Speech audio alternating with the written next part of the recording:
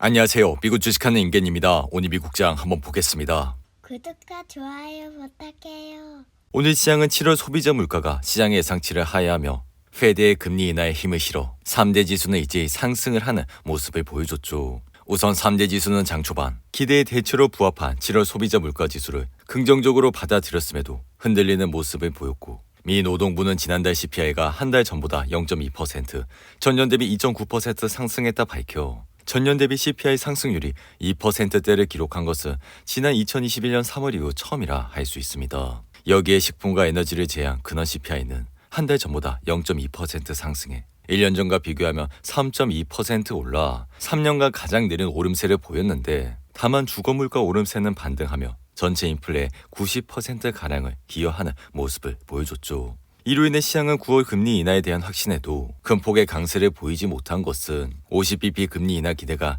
희석됐기 때문으로, 예상보다 약했던 지난달 고용지표 이후 연준이 다음 달 한 번에 50bp의 금리를 내리는 소위 B컷에 나설 수 있다는 기대가 굉장히 컸다 할 수 있죠. 이에 개인적인 생각은 파월장이 내주 열리는 잭슨홀 회의에서 기준금리 인하 신호를 보낸 후 9월에는 25bp의 금리 인하에 나설 것이라 생각이 드는데, 이어 인공지능 대장 엔비디아는 이날도 1% 이상 올라 118달러로 마감했고, 이에 2조 5천억 달러대까지 떨어졌던 엔비디아 시가총액은 단번에 2조 9천억 달러까지 올라와 다시 한번 3조 달러를 넘을 수 있는 기대감이 커졌다 할 수 있는데, 이에 엔비디아는 지난 7월 10일 134달러를 찍은 이후 지속적인 하락세를 보여 8월 5일엔 장중 90달러까지 떨어지는 모습을 보여 152 이동평균선까지 내려왔지만 이내 반등을 하면서 현재는 22 이동평균선을 넘어 52 이동평균선 코어까지 올라온 모습을 보여주고 있죠. 이에 최근 인공지능이 막대한 투자를 감당할 수 있는 수익을 낼지에 대한 우려에 대해선 인공지능 지출은 공격적인 측면인 새로운 수익과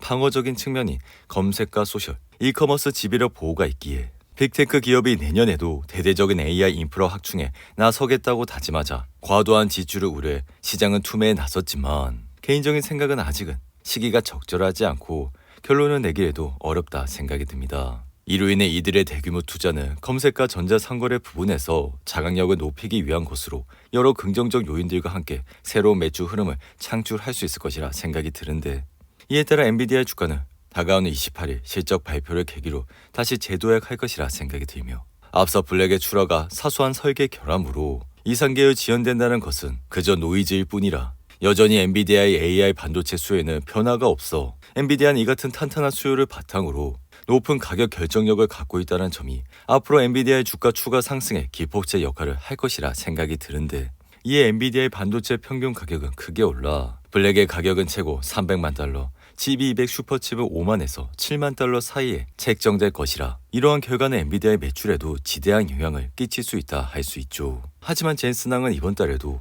7,558만 달러 상당의 엔비디아 주식을 매각했고, 지난 8월 1일부터 8월 8일까지 6거래일간 엔비디아 주식을 72만 주를 매도해 이 같은 말은 8월부터 거의 매일 하루 12만 주씩 균등으로 엔비디아 주식을 처분한 것이라 할 수 있죠. 이로 인해 젠슨항은 내년 3월까지 엔비디아 주식 60만 주를 처분할 예정으로 여전히 내부자 매도세는 좀처럼 끝날 기미가 보이지 않는다 할 수 있는데, 이어 테슬라의 주가는 이날 3% 이상 하락해 201달러로 마감했고, 테슬라의 자동차 매출은 2022년에 715억 달러로 전년 대비 50% 급성장했지만 2023년 매출액은 824억 달러로 성장률이 10%대로 둔화하는 모습을 보여줬죠. 하지만 더욱더 큰 문제는 2024년인데 테슬라의 올해 1분기 자동차 매출액은 174억 달러로 전년 동기 대비 마이너스를 기록해 2분기 자동차 매출액 역시 부진한 모습을 보여줬습니다. 이로 인해 테슬라는 2022년의 영업이익이 무려 137억 달러로 전년 대비 100% 넘게 성장했지만 2023년 들어 글로벌 시장에서 전기차 가격 경쟁이 치열해져 그 결과 전기차 판매량은 늘렸음에도 영업이익률은 전년 대비 35% 감소한 부진한 실적을 보였는데, 이어 올해 들어선 영업이익 감소폭이 더 두드러져 올해 1분기 영업이익은 12억 달러로 전년 동기 대비 56%나 감소해 2분기 영업이익 역시 33%나 감소한 모습을 보여주고 있죠. 이에 테슬라의 주가는 지난 4월 1분기 실적 발표 이후 로보택시에 대한 기대감으로 7월에 271달러까지 치솟는 모습을 보였지만 현재는 다시 200달러대로 하락해 좋지 않은 모습을 나타내고 있는데, 이에 개인적인 생각은 테슬라는 이미 5개분기 연속 어닝 미스가 나와 펀더멘탈 측면에서 보여준 것이 없기에 테슬라의 주가가 많이 내려왔다 생각은 하지만 다가오는 3분기 실적을 확인을 하시고 투자를 해도 늦지 않다 생각이 듭니다. 한편 지금 시장의 경제 데이터는 개선되고 있고 투자 심리가 살아나면서 여전히 자금은 매그니피센트 기업으로 달려가고 있음을 보여주고 있고 이러한 이유는 시장에 패시브 펀드 편입이 이뤄지고 있어 지금은 액티브 펀드보다 지수를 쫓는 패시브 펀드, 즉 ETF를 사는 것으로 투자 습관이 바뀌어 지난 10년 동안 ETF로 자금 유입이 폭발적으로 증가하는 모습을 보여줬죠. 이로 인해 현재 매그니피센트 주식이 S&P 500 지수의 4분의 1 이상을 차지하는 만큼 자금이 들어올 때마다 그 돈의 4분의 1 이상을 매그니피센트 주식 편입에 계속 쓰고 있다는 것이라 나스닥 지수를 추정하는 펀드라면 그 비중은 더욱더 클 것인데 여기에 더해 매그니피센트 기업은 중소형주보다 더 높은 이익과 성장세를 지속하고 있어 특히 경제가 악화되는 명확한 징후가 보이면 중소기업의 이익 성장은 수요 변화에 가장 취약할 수 있어 다시 매그니피센트 기업이 반등을 할 수 있는 계기가 만들어졌다 할 수 있습니다. 이에 시가총액 1위 기업 애플의 주가는 이날 0.2% 상승해 221달러로 마감했고 애플은 지난 5월 시장의 예상치를 상회하는 1분기 실적 발표 이후 지속적인 상승세를 타면서 주가는 단번에 236달러까지 올라오는 모습을 보여줬죠.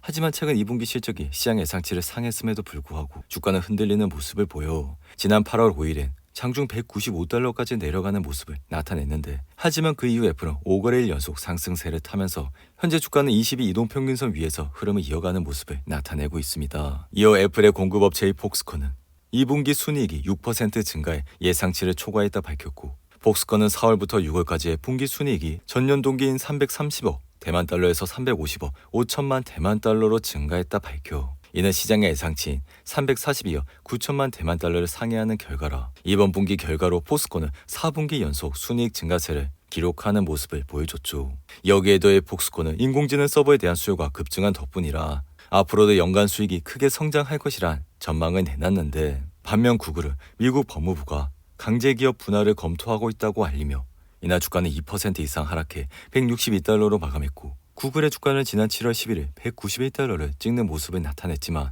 이후 2분기 실적이 시장 예상치를 하회하며 5% 이상 급락한 이후 현재는 150일 이동평균선에 머물고 있는 모습을 나타내고 있죠. 한편 가상화폐 대장 비트코인은 미국의 CPI 상승률이 둔화했다는 소식에도 오르지 못한 채 5만 9천 달러 수준에서 머물고 있고 네트워킹 회사인 시스코는 장 마감 직후 4분기 수익과 매출이 시장 예상치를 뛰어넘었다 밝힌 이후 주가는 6% 이상 상승을 했는데 이에 시스코의 매출은 136억 4천만 달러, 주당 순이익은 87센트로 시장의 예상치 135억 4천만 달러에 주당 85센트를 상회하는 모습을 보여 여기에 전 세계 인력의 7%를 감축할 것이라 밝혔는데 이어 화장품 회사인 울트라 뷰티는 워렌 버핏의 버크셔 해서웨이가 30F 규제 신고를 통해 2억 6,600만 달러의 새로운 지분을 취득했다 밝힌 이후 이날 주가는 12% 이상 상승을 하는 모습을 보여줬죠. 반면 스노우플레이크는 버크셔 해서웨이가 2분기에 지분을 완전히 처분했다 밝힌 이후 이날 주가는 1% 이상 하락했고 나이키의 주가는 빌 에크먼의 펄싱 스퀘어가 새로운 지분을 공개한 이후 이날은 5% 이상 상승을 했는데 이어 광학 관련 회사인 루멘텀 홀딩스는 4분기 실적과 매출이 시장 예상치를 뛰어넘어 이날 주가는 14% 이상 상승을 하는 모습을 보여줬습니다. 오늘도 8분이 넘는 긴 영상 끝까지 시청해 주셔서 감사하고요. 가시기 전에 구독과 좋아요 잊지 마시고 그럼 저는 다음 영상에서 찾아뵙겠습니다. 감사합니다.